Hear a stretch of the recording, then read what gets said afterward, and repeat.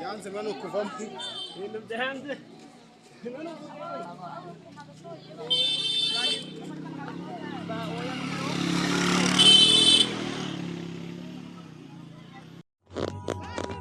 Bano rero bayakomoka umuntu yakushanga sinzi pe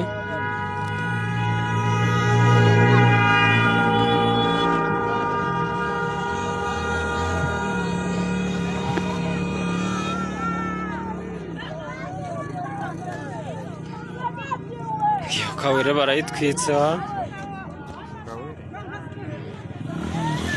nane aramuse ku Kawere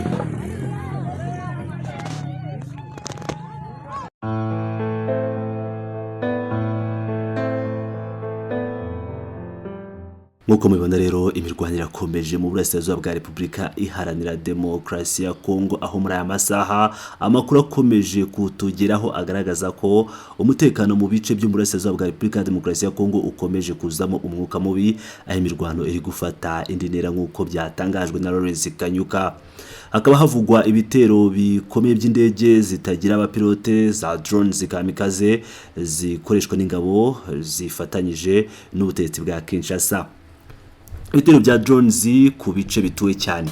Amakuru aturuka ku ruhande rwa AFC M23 avuga ko muri aka kanya nk'uko ubu tuvugana by'umwihariko kuva mu masaha ya nimugoroba na nijoro drones kamikaze z'ingabo zifatanyije, ngira ngo murabizi ingabo zihurije hamwe nyinshi, harimo FDLR, harimo Wazalendo, harimo abacancuro, abarundi, abo bose ngira ngo murabizi ko bari gukoresha drones mu kugira ngo barase mu buryo butarobanura mu bice bituwe cyane. Izi drones zikaba ziri gutera urupfu n'ubwoba mu baturage badafite intwaro. Ibi bice tugiye kubagezaho nibyo byabayemo kuraswa ku buryo bukomeye cyane n'izi drones z'ihuriro rya Kinshasa. Harimo Rumbishi, Gasovu, Nkonkwe, Gatoyi, Minembwe n'utundi duce tuhakikije. Haravugwa kandi ko ibi bice biri guterwamo ibisasu ubudahwema ubutaruhuka, ibintu bivugwa ko ari izamuka rikabije ry'imirwano rifatwa nk'icyaha cy'intambara kuko byibasira abaturage b'abasivile mu buryo butarobanura. Ibyabaye ku cyumweru tariki 22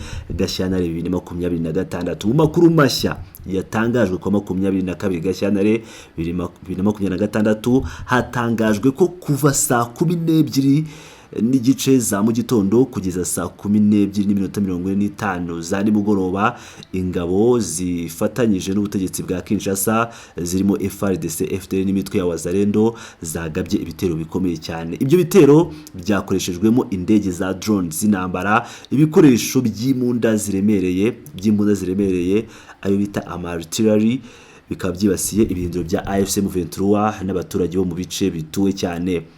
Aho byabereye harimo Gatoyi, Gasheke, Murema, Mberwa, Ruki, Mutobo n'utundi duce tubikikije nk'uko byatangajwe. Ibi bitero byahinduye utwo duce amatongo, bisiga urupfu, iterabwoba n'agahinda mu baturage. Igitero cya Nyaruhinga Iminembwe ku isaha ya saa 4 za mu gitondo, ayo makuru akomeza avuga ko izo ngabo zongerewe imbaraga n'abasirikare b'ingabo z'u Burundi. FTNB hamwe n'abacancuro b'abanyamahanga zagabye igitero gikomeye ku baturage ba Nyaruhinga muri Minembwe. Haravugwa impfu nyinshi mu baturage, imiryango amagana yahungiye mu buzima bubi, abaturage bahunze mu buryo budafututse, uburyo bukomeye cyane cyangwa mu buryo badafite uburenganzira, nta nubwo bafite ubufasha buhagije. AFC M23 ikaba ikomeje gutangaza ko iri kubwira amahanga by'umwihariko abaturage ba Kongo, umuryango mpuzamahanga n'imiryango itabara imbabare ku byaha by'intambara, ku kurenga ku gahenge k'intambara no kwihungabana ry'ubutabazi rishinjwa ubutegetsi bwa Kinshasa. Perezida Felix Tshisekedi Tshilombo mu gihe ibyo byose biri kuba yamaze kwerekeza i Buruseli. Mu gihe imirwano ikomeje kutaka, andi makuru avuga ko Perezida Felix Tshisekedi Tshilombo yageze i Buruseli nk'uko byemejwe n'amasuko atandukanye. Ibibaye mu gihe ibice nka Rumbishi, Gasovu, Nkonkwe, Gatoyi na Minembwe bivugwa ko biri guterwaho ibitero na FARDC n'abafatanyabikorwa babo. urugendo rwe i Burayi ruri gusuzumwa mu rwego rwa diplomasi cyane ko ibibazo by'umutekano mu burasirazuba bwa Kongo bikomeje gukurura impaka ku rwego mpuzamahanga. Impinduka ku rwego rw'isi. Somaliland mu mukino w'amabanga ya diplomasi mu gihe mu burasirazuba bwa Repubulika ya Demokarasi ya Kongo imirwano ikomeje. Ku rundi ruhande rw'umugabane wa Afurika hari indi nkuru ikomeye ya diplomasi iri gukurikiranwa cyane. Somaliland ishaka kumenyekana ku rwego mpuzamahanga. Somaliland yiyomoye kuri Somalia mu 1991 irimo gushaka kumenyekana nk'igihugu cyigenga ku rwego mpuzamahanga nyuma yo kumenyekana na Israel mu mpera za 2025 ubiri gushaka ko Leta Zunze Ubumwe za Amerika nazo ziyemera. Ngira ngo Israel yo yamaze kwemera iyi Somaliland nk'igihugu. Minisitiri w'ibiro bya Perezida wa Somaliland Kadari Hussein Abdi yatangaje ko igihugu cye cyiteguye guha Amerika uburenganzira bwihariye ku mabuye y'agaciro. Bisa neza n'ibyo Tshisekedi yakoze gutanga ibibanza by'ibirindiro bya gisirikare. Intego nuko Washington yayemera nk'igihugu cyigenga. Ubutunzi bwishe mu butaka bwa Somaliland ubundi nubuhe ku buryo batanga ubutaka bwabo nk'uko Tshisekedi yagiye gutanga za cobalt, coltan ndetse na za zahabu. Nk'uko Minisiteri y'ingufu n'amabuye y'agaciro ya Somaliland ibivuga, ubutaka bwayo burimo lithium, tantale, niobium na coltan. Aya ni amabuye y'agaciro akenerwa cyane mu ikoranabuhanga rigezweho nubwo hakiri ibibazo byo kumenya ingano y'ayo mabuye nyakuri. Perezida wa Somaliland Abdirahman Mohamed Abdullahi uzwi nka Ilo yarahirutse no gutangaza ko ashobora guha Israel uburenganzira bwihariye ku mabuye y'agaciro. Umwanya wa geostrategy. Somaliland iherereye hafi y'inyanja itandukanye, inyanja itukura n'ikigobe cya Aden hafi y'umuhora wa Bab el Mandeb, umwe mu mihora ikoreshwa cyane mu bucuruzi bw'isi. Amerika isanzwe ifite ibirindiro bya gisirikare i Djibouti, igihugu gituranye na Somaliland. Ibi bituma aho hantu haba ingenzi cyane ku mutekano n'ubucuruzi mpuzamahanga. Ingaruka ku mutekano w'akarere. Haravugwa ko hashobora gusinywa amasezerano ya Partenariat Strategic hagati ya Somaliland na Algeria, ariko ibi byateje umujinya wa Mogadiscio, umurwa mukuru wa Somalia, ndetse n'iterabwoba ry'imitwe nka Abahuti bo muri Yemen yashyigikiwe na Iran. Al-Shabaab ifitanye isano na Al-Qaeda. Somalia ivuga ko Somaliland ikiri igice cyayo kandi igashyigikirwa n'ibihugu byinshi by'umuryango mpuzamahanga.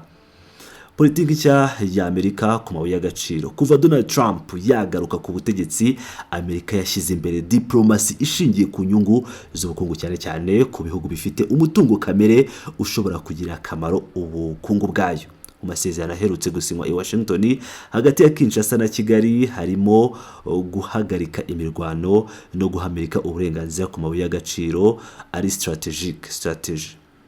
Ariko nubwo ayo masezerano yasinywe, imirwano iracyakomeje ku butaka. Isesengura ry'ibiri kuba hose no kuvuga ngo uramutse urebye izi nkuru zombi tukugejejeho, imirwano mu burasirazuba bwa Kongo ndetse n'imikino ya diplomasi ya Somaliland, bigaragara ko Afurika iri hagati y'intambara z'intwaro n'intambara z'inyungu z'ubukungu. Mu burasirazuba bwa Kongo haravugwa ikoreshwa rya drones n'imbunda ziremereye. Abaturage b'abasivile nibo bari kwibasirwa cyane. Impaka z'amahoro n'amasezerano bikomeje kuba impfabusa ku butaka. Ku rundi ruhande, ibihugu biri guhatanira kugenzura amabuye y'agaciro. Ibibazo by'ubwigenge n'ubusugire bw'ibihugu biri mu murongo wa diplomasi. Amerika, Israel n'ibindi bihugu bikomeye biri kwinjira mu mukino w'inyungu z'akarere. Ibi byose byerekana ko urugamba rutari gusa urw'amasasu ku rugamba, ahubwo ko hari n'urugamba rw'inyungu z'ubukungu, by'umwihariko ku bijyanye n'amabuye y'agaciro yihariye n'ubutegetsi ku rwego mpuzamahanga.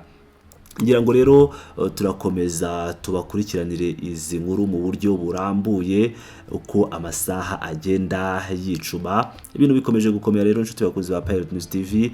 Ngira ngo mu gihe Leta Zunze Ubumwe za Amerika ziri guhabwa amabuye y'agaciro, mu gihe hari inama yabereye i Kigali hagati ya Israel yemera Somaliland nk'igihugu ndetse na Leta Zunze Ubumwe za Amerika zifata u Rwanda nk'umufatanyabikorwa w'ingenzi. Ibintu bishobora guhuzwa, sinzi uko bizagenda, ariko aya makuru yose turakomeza tugende tuyabakurikiranira. Nshuti bakunzi ba Pilot News TV, mukomeze mubane nanjye, ndabakunda cyane, muri ab'agaciro.